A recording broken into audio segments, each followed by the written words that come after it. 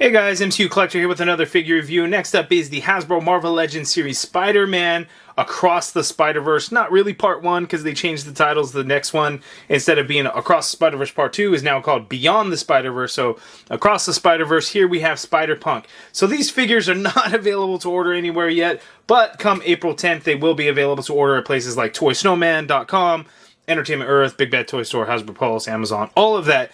April 10th, so some places will have pre-orders, some places will be in stock, like Toy Snowman should have it in stock, available April 10th, and these have been popping up in like Walmart stores. I don't think Target yet, but Walmart stores have been getting them, so just a heads up on that. But here we have Spider-Punk. Looking at the package, we get a couple looks at some of the Spider people. So Miles Morales, Gwen Stacy, Spider-Man 2099, Miguel O'Hara. We get the Spider-Man Across the Spider-Verse logo, Marvel Legends down there. Spider-Punk, and you can see he comes with a guitar. He comes with one whip hand. And the two hands that are on the figure, it's got one for playing the guitar, and the other one has a pick in his hand. Looking at the back of the package, we get a look at the figure, all the figures in the wave. So I've kind of going in jumbled order. We did Miles Morales. We took a look at Miguel. Now we're on to Spider-Punk. Next will probably be, I don't know, Spider-Gwen, maybe then Jessica Drew, then the Spot. Finish out with Peter B. Parker, maybe, I don't know. We'll see. There's no bio or anything like that. I wish there was. None of the packaging seems to have that anymore. But anyway, there is Spider-Punk. I think this is going to be a popular one. He's interesting looking, very different from the comic take of Spider-Punk. As you can see here, we did get a figure released back in the Lizard Build-A-Figure wave. So much different look compared. I think the movie version is very interesting. It's just he's all thin and stuff in weird proportions. So it's just that stylized look of the Spider-Verse figures. Just going to have to get used to it. But anyway, let's go ahead and get Spider-Punk out of the package. Hobie Brown. Okay, so here is the Hobie Brown Spider-Punk figure out of the package, and he is an interesting one. There's some really bad things about this figure, and some some cool things. The character's design is actually really good. I actually really like the character design. The issues in terms of the figures, because it's super thin arms, super thin legs, just makes it a little bit more of a balancing act. The thing that's really bad, though, is the execution of the figure in the ab crunch, because it's bad. It's really bad. You thought Miles Morales was bad? This thing is so much worse. But if you don't... It can be hidden. The guitar can hide it. And if you're going to really crunch it forward, it's probably not going to be so much of an issue. I have it in this pose, and I haven't put my hands in the way to like move it around or anything yet because I'm scared he's going to fall over. Because again, it's a difficult balancing act because, again, super thin proportions on this guy. The legs are just crazy thin. It's not flimsy. It's not necessarily gummy or anything like that. It's just to distribute the weight properly of the figure can get tricky, but it can be a lot of fun kind of moving this guy around, getting into different poses, and things like that. So it's a really fun figure. But again, the super stylized look of the Spider-Verse movie stuff, it's going to throw off a lot of people and just doesn't conform to the typical Marvel Legends look that we are used to. So it's a matter of getting used to that. So let's go ahead and get in for a closer look at the guitar, closer look at Spider-Punk, and then we'll take a look at his articulation, and we'll do a comparison with the comic Spider-Punk figure, and then see how Spider-Punk looks up against the other Spider-Man, the Spider-Verse movie figures, and we'll go from there. But again, closer look right now. Okay, so before we look at Hobie Brown, let's take a look at his guitar. So you can see mine is a little bit warped. It's fairly flimsy and pliable. It is the same as the previous guitar that we got before. I know it looks crazy different, but the sculpt of it is actually the exact same. The strap is the exact same. It's just instead of a white guitar, we get a brown guitar. Instead of a black strap, we get a blue strap. But there's a lot of different design elements that are on this guitar that actually look really cool. I don't know if they necessarily mean anything, or if you could really read what some of them say. Something chaos? Loaded chaos? I'm not sure exactly there. I really can't make that one out or anything like that. But some pretty cool designs on there. It has like the digital print kind of look to it. So that is there. So that is the guitar. I don't know what these things are called, but that's painted black. Nice little touch, so we're not super plain on the guitar or anything. So there's that. And then, of course, the only other accessory is we get a whip hand here, as you can see. Because out of the package, again, This is to hold the guitar, as you can see there, to play it. And then we get the hand with the guitar pick there. But taking a closer look at Spider-Punk, we get the spikes on the head, just like it is from the comic. But looking at his eye lenses, you can see there's kind of a different look to it. Almost has like an eyeliner that's kind of running there. We get some spider webs that are just not symmetrical in any way. They're just kind of line work. And I actually dig it. I think it looks really cool. You see some of the line work there on his neck. It's not on his arms or anything like that.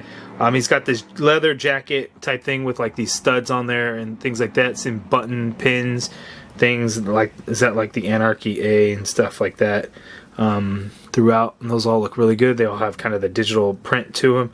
Looking at the back, we get that friendly neighborhood Spider-Man, kind of like the jacket on the comic book version, as you can see there. So we do get that on the back. We get some silver paint, and it all looks really good here in the front. Everything like that. He's got this tatted up t-shirt up underneath, and then the red suit underneath there. We get some red paint in there to kind of show some holes in it, which is pretty nice. Same like on the sleeve. Look at that, even on the back. Really cool. He's got these suspenders here that are just hanging down. They're done in the blue color. Looks to be the same as like the guitar strap, as you can see there. Looking at the belt, silver paint. We get this blue and red pattern on his leg there in the front, other leg, and then right here on his hip as well. Looking at the boots, as you can see there, he's got these big red boots with blue laces kind of throughout, and you can see it's not really symmetrical. They're kind of tied up at different heights and things like that. Some interesting design. So look at a lot of the blue there on his arms and stuff. We got pinless joints, so pinless elbows, pinless knees, but man, they are super thin. Super thin. One thing on here, and I don't know if this is because you start to get in the back of it, but this collar piece here on his arm, this armband, we get silver paint strictly there on like those 3 rows of spikes, but nothing on the inside of the arm or the outside of the arm. So from the front, I guess that's kind of all you can see. I mean, you can still see the side a little bit, so just a little bit lacking paint there. That kind of sucks. But yeah, interesting design. And I want to get this out of the way. This is going to be super ugly, but so fair warning on this. So the ab crunch on this guy. Look at how ugly that looks. Now, are you going to be bending him forward this much? That's great range of motion, but look how ugly. So ugly that looks. Going back, look how ugly that is there too. Really, really bad. Really, really bad. But again, the guitar is going to hide a lot of that, but still, it kind of sucks. So just a heads up on that. But yeah, there is the Spider-Punk figure. Looking pretty crazy with his thin arms and thin legs. But enough of that. Let's go ahead and check out his articulation. One thing that I failed to mention, he's actually got this collar, this loose collar piece on there. That's pretty cool. So just a heads up on that. I didn't really notice that until now. Spider-Punk is a tall one though. He is very tall. But anyway, looking down, the head is on a disc hinge, so he can look down that much. As you can see there, once you adjust it on the ball hinge, he can look up quite a bit. That is really good. You get a full rotation in there, of course. There's some pivot going on in there, so that's pretty good. The shoulder, you can get the arms to go straight on out, almost all the way up. Let me see, push it a little bit. No, I'm digging my fingers into these spikes on the shoulder. That kind of hurts. So the arms are only going to go up that much. Full rotation in there. Upper bicep swivel, as you can see. Double jointed pinless elbow, so you get nice bend at the elbow, like so. Wrists swivel, and they do hinge. They all have the standard horizontal hinge on them, including the thwip pan and then the 2 guitar playing hands. You saw the ab crunch, how ugly it was, but he can bend forward that much. That's really an insane amount, and he can go back that much again. Pretty insane amount, but that's just so ugly. But again, the guitar is really going to cover up a lot of the flaws of the figure. The flaws should not be there, but unfortunately they are. And I think part of it is just because look how thin this figure is, including the torso. I don't know that there was any way to kind of avoid that. Would have been nice, but unfortunately nothing there. We do get a waist swivel in there, like so. Legs go out that far apart, so that is pretty good. He can kick forward that high. That's actually kind of low compared to other figures, right? The leg goes back actually quite a bit. You got an upper thigh cut in there. Double jointed pinless knee. So you can get it to bend up that much because the boot really kind of widens out here where you put your leg into, and then it hits the back of the leg to kind of prevent a little bit more of that bend. So just a heads up on that. There is a swivel at the boot. Foot hinges all the way down. You get some hinge up, ankle pivot, peg holes at the bottom of the feet. And his boots, he's got some big ass feet for somebody that's just so thin. But that does help provide some stability to the figure, so he's not always going to be falling over. But again, it is going to be a balancing act depending on certain poses that you're going to want to get this guy into. Of course, to get the guitar to kind of go over, you just kind of have to get it up over his head and around his shoulder. Easy enough and simple to do, as you can see there. And then it can just kind of rest on his shoulder like so. You could do something like on the back. I guess you really couldn't do that unless you did it. God, the figure's all just so easy to like move around. So you can get it if you get the arm around the other way. Excuse me as I go about this in the hardest way possible. It seems like, you know, not really thinking. So if you wanted to give you the guitar behind him, you could do that as well. But yeah, there we go with Hobie. So the comic book Spider-Man has a more traditional Spider-Man look to it, other than, you know, he's got sneakers on and he's got the jacket or the vest, and then he's got the spiked mask. But, you know, the Spider-Verse version really takes it into a different direction and really kind of leans into the punk and punk rock style, I guess you would say. You know, it's not a style I'm really familiar with, if I'm, you know, make sure I'm saying that correctly, but very different design kind of going into both of them, whereas the comic book version was pretty plain. I don't know if he's since kind of changed his look since he was introduced in the comics not too long ago, but it is an interesting take. And of course, for those that don't know, Hobie Brown is like the Prowler in the main 616 universe. You know, the Ultimate version with Miles Morales, the Prowler is Aaron Davis, Miles Morales' uncle, but in 616, Hobie Brown is the Prowler, so it's interesting that, you know, in the universe where Spider-Punk comes from, it's Hobie Brown, and he is that universe's Spider-Man. One person had asked if the Spider-Punk head sculpt can actually fit on other Spider-Man figures.